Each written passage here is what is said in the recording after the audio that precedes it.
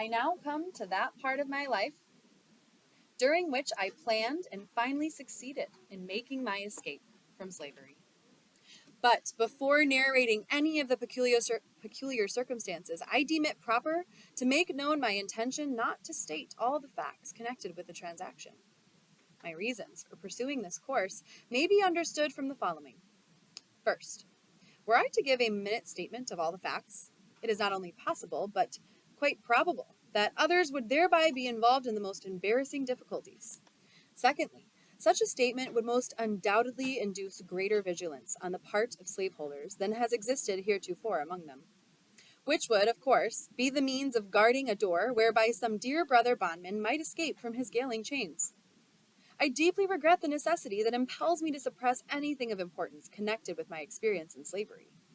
It would afford me great pleasure indeed, as well as materially add to the interest of my narrative, were I at liberty to gratify a curiosity which I know exists in the minds of many by an accurate statement of all the facts pertaining to my most fortunate escape. But I must deprive myself of this pleasure, and the curious of the gratification which such a statement would afford.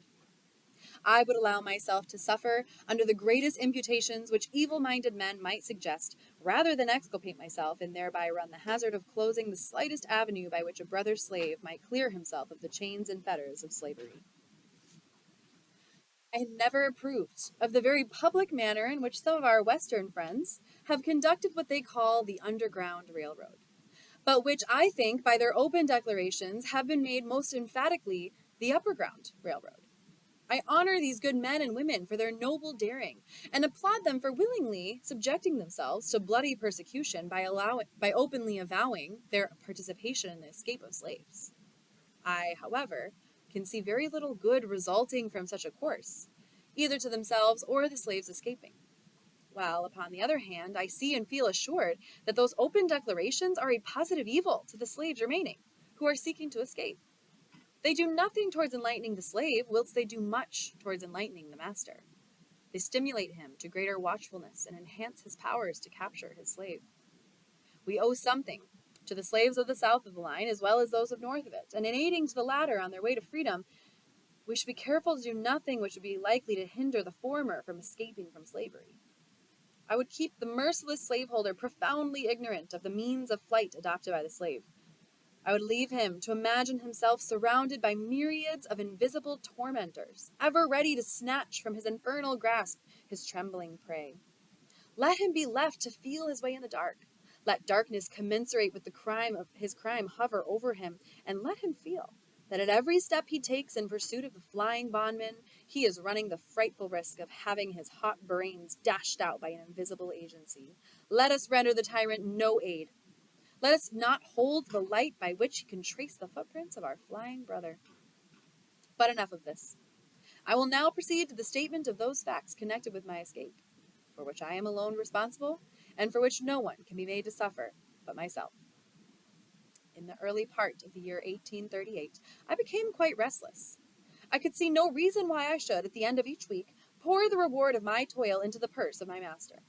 When I carried him my weekly wages, he would, after counting the money, look me in the face with robber-like fierceness and ask, "Is this all?" He was satisfied with nothing less than the last cent. He would, however, when I made him $6, sometimes give me 6 cents to encourage me.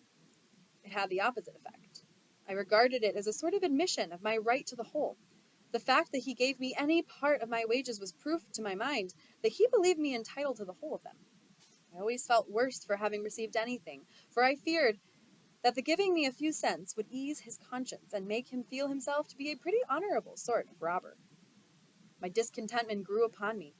I was ever on the lookout for means of escape, and finding no direct means, I was determined to hire out my time with a view of getting money with which to make my escape.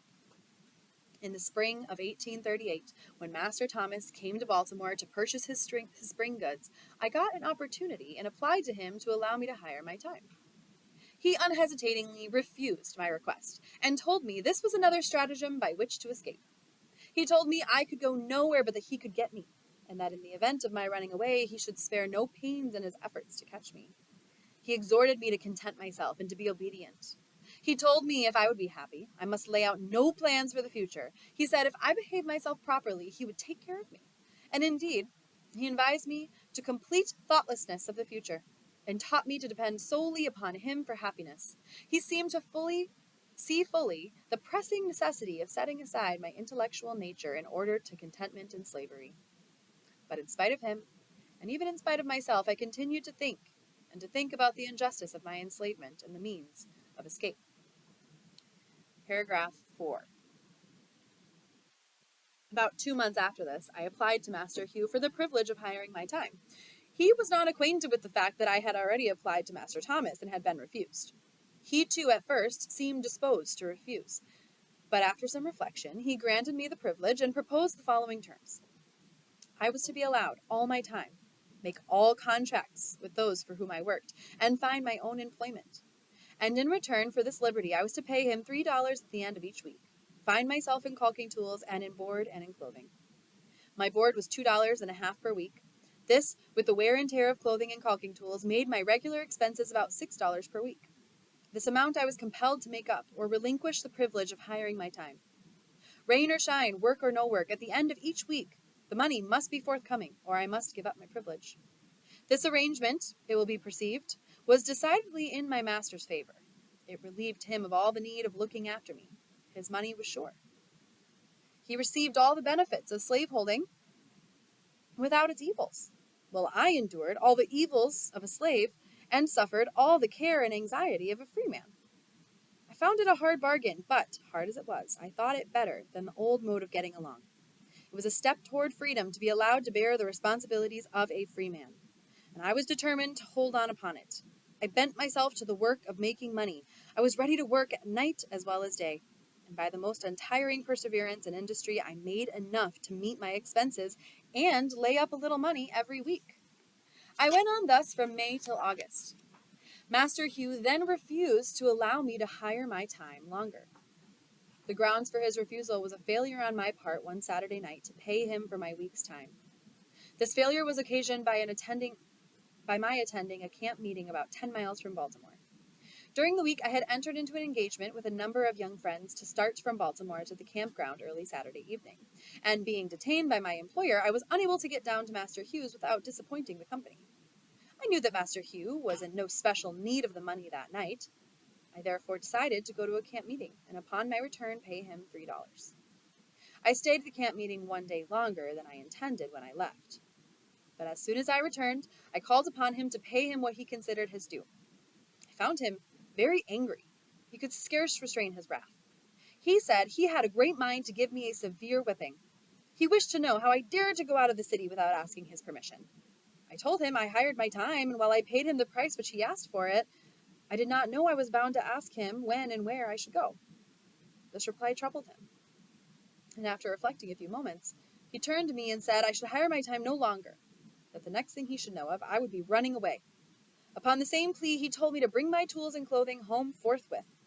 I did so, but instead of seeking work, as I had been accustomed to previously hiring my time, I spent the whole week without the performance of a single stroke of work. I did this in retaliation. Saturday night, he called upon me as usual for my week's wages. I told him I had no wages. I had done no work that week. Here we were upon the point of coming to blows. He raved and swore his determination to get hold of me. I did not allow myself a single word, but was resolved, if he laid the weight of his hand upon me, it should be blow for blow. He did not strike me, but told me that he would find me in constant employment in the future. I thought the matter over during the next day, Sunday, and finally resolved upon the 3rd day of September as the day upon which I would make a second attempt to secure my freedom. I had now 3 weeks during which to prepare for my journey. Early on Monday morning, before Master Hugh had time to make any engagement for me, I went out and got employment of Mr. Butler at his shipyard near the drawbridge upon what is called the city block, thus making it unnecessary for him to seek employment for me. At the end of the week, I brought him between $8 and $9. He seemed very well pleased, and asked me why I did not do the same the week before. He little knew what my plans were. My object in working steadily was to remove any suspicion he might entertain of my intent to run away. And in this I succeeded admirably. I suppose he thought I was never better satisfied with my condition than at the very time during which I was planning my escape. The second week passed, and again I carried him my full wages, and so well pleased was he that he gave me 25 cents, quite a large sum for a slaveholder to give a slave, and bade me to make good use of it. I told him I would. Paragraph 5. Things went on without very smoothly indeed, but within there was trouble. It is impossible for me to describe my feelings as the time of my contemplated start drew near.